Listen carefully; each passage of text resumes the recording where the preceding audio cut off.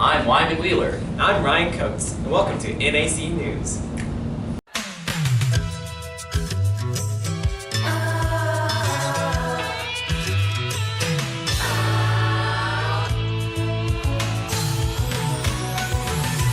Whatever happened to predictability? The milkman, the paperboy, evening TV. You miss your old familiar friends, but waiting just around the bend. Everywhere you look, there's a heart, a hand to hold on to.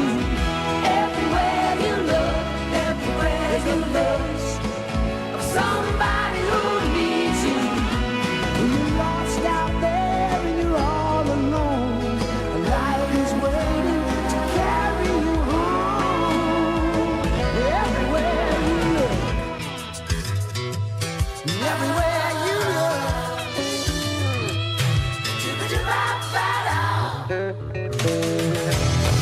This last week, the middle school stew co-elections happened, and suffice to say, it was more controversial than the 2016 presidential election. Here are Donnie and Owen with your story.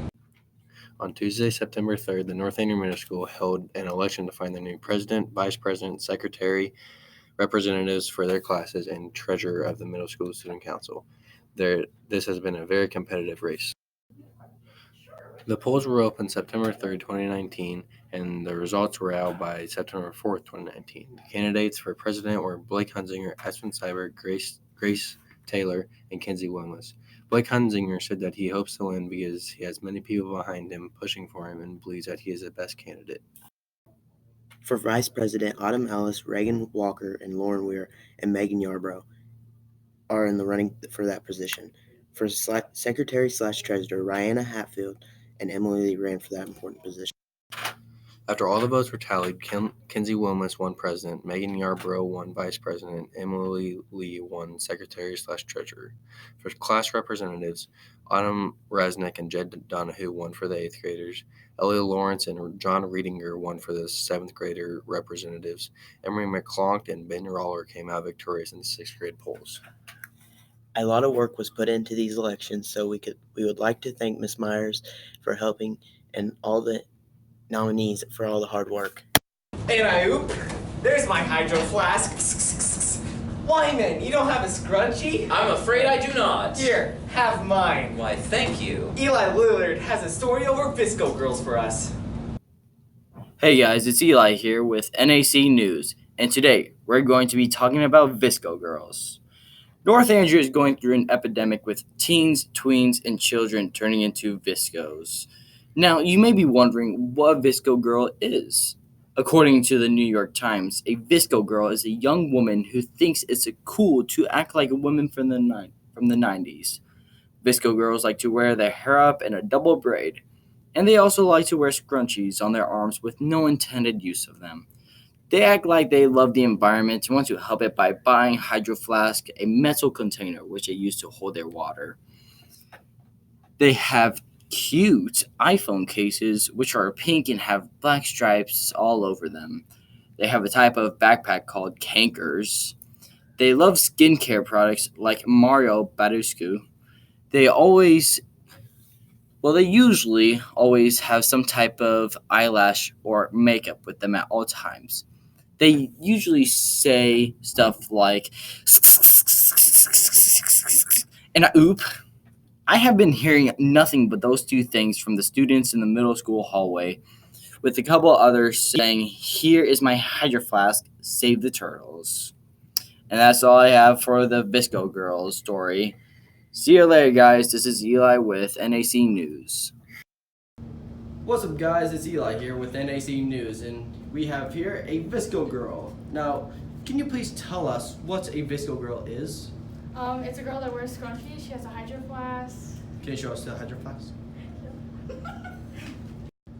Here's our second Visco Girl. Can you please tell us what you're trying to accomplish by being a Visco Girl? We're just trying to accomplish. We don't really accomplish anything. We're just being Visco Girls because why not? So, what's the point of it? I don't know. All of our friends are Visco Girls. Why do you wear little bracelets? Why do you have a Hydro Flask? Why do you people say save the turtles and all that stuff? Because we're just trying to help the environment. But how is this helping the environment? Because it is. All right. And so, ladies, are you happy with being Visco Girls? Yes. Can you give us a skis? Oops. And speaking of saving the turtles, you can do so with these little things. Ashton and Kate have a story about metal straws. Plastic straws have recently been the spark of controversy, as they have started littering the oceans and harming the sea creatures. There are new straws that have been designed to combat littering by using techniques such as using paper straws that dissolve in water after a small amount of time, using stainless steel straws that are reusable. Each straw has its own pros and cons. Paper straws, while being the easiest to dispose of, require more energy and resources to make than plastic straws, putting more greenhouse gases into the atmosphere. If hosting a party, someone ought to use paper straws as they are a good balance between easy to dispose of and cost. Plastic straws cost less but are harder to dispose of because putting them into the garbage can get them closer to animals. If the straws are closer to animals, they may end up eating them. One good thing about plastic straws is that they may help disabled people who cannot use paper or metal straws due to not being able to chew on the straw. Fellow student Aspen Seibert said that plastic straws will be the death of all people. Metal straws have a longer lifespan but cost more. Metal straws are also eco-friendly and easy to clean. Some drawbacks of the metal straw are that most people are used to being able to chew on straws due to plastic straws, and metal you can't quite chew on. Metal is a conductor of temperature, so if you have a hot drink, it is not very easy to drink with a metal straw. Aspen also said that plastic and paper straws make drink taste weird, so metal straws are her personal favorite. Everybody has their own taste in straws, but research shows that metal straws are the most balanced between eco-friendly and costly. Welcome to the first NAC News Straw Challenge. Our three contestants are the plastic, metal, and paper straw. People testing out the straws are Sophie, Donnie, and Ryan. We'll be grading it 1 through 5. First up is the plastic straw. I'll give it 3. I'm going solid 4. It's a 3. Alright, why did you rate it 3? Had a bit of a plastic taste. Next straw up is the paper straw.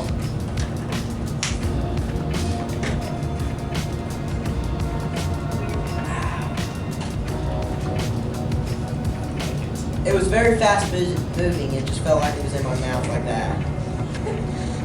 I give it a 4. I give it a 2. I'll give it a solid 4. Why do you rate it at 2? Because it has a funky taste at the end. I don't like it. Last up is a metal straw. I like that. I'll give it a 1. It's too hard to suck on. Agreed. 4. 2. Why did you two rate it so low? It's hard to suck on. Yes. The water takes forever just to reach your mouth. It feels like it's like the metal's closing in the water. It feels weird in my mouth. And it's not very cold. Like this one, it just flows. Ryan, what is your favorite straw? Mine was a paper one, because it felt nice to put in my mouth and it tasted better. I like the paper one. It's easy to suck on. I mean, Plastic one. oh, plastic. My bad. It bends. This one you ain't got no flexibility with it. This one you turn a knife almost whatever it is. Are you good now? I like the metal one because it keeps the water cold as it goes through, and I can save the turtles. You are a Visco Girl. What? Wow, Ryan, Hurricane Dorian's really something, huh? That's right, Lyman. Caleb and Carter have a story for us of our Hurricane Dorian. I'm Caleb Chittum, And this is Caden Carter. and we are reporting to you from NAC News. On the subject of Hurricane Dorian, it is the strongest storm that has hit the Atlantic in the last 70 years. After battering the Bahamas, it continues to roll closer and closer to the United States. So far, the death toll is claimed over 7 lives in the Bahamas and 1 elderly man out of North Carolina. Hurricane Dorian hit the Bahamas as a Category 5. Rescue efforts dropped because the aftermath of Dorian strengthens as flooding continues. The Category 5 dropped down to a Category 2 as it slows even more and starts headed towards the North Carolinas. And many stores that are in the southeast have limited the people coming into the stores by limiting them cases of water and how much they sell to each person. Many people from Missouri have family on the East Coast and that are being affected by the storm. Brandon Sheets out of Cocoa Beach, Florida. Brandon states, I am used to hurricanes since I have lived in Florida for 18 years, but anytime you see yourself in the cone of uncertainty of a Category 5, it's hard to prepare. I spent a day boarding up all the windows of my house, then we had to fight lines and empty shelves to stock up on canned food and water. Then it turns into a waiting game. Mr. Sheets also added, it's pretty amazing to see all these power trucks coming from all over the U.S. and parts of Canada, all coming down to help with the power outages. So, as many people from all over the East Coast get ready to either leave or hunker down in South Florida, time is running out. As the storm comes closer and closer, one advantage of this slowly moving storm is that the states have had a good amount of time to prepare.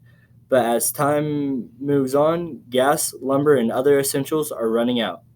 Other world news on this topic of storms? As Hurricane Dorian makes landfall in the U.S., across the globe, Typhoon Lakim has winds equating to a Category 3 hurricane is off coast of Taiwan. The death toll of Lakim is 44. The damage of this other powerful storm is roughly about $3.4 billion US dollars and forced more than 1 million residents of China to flee from the coast. This is Caden Carter. And I'm Caleb Chittum. And we're signing off. Thank you for listening. This has been NAC News. I'm Wyman Wheeler. I'm Ryan Coates, and I oop SKSK.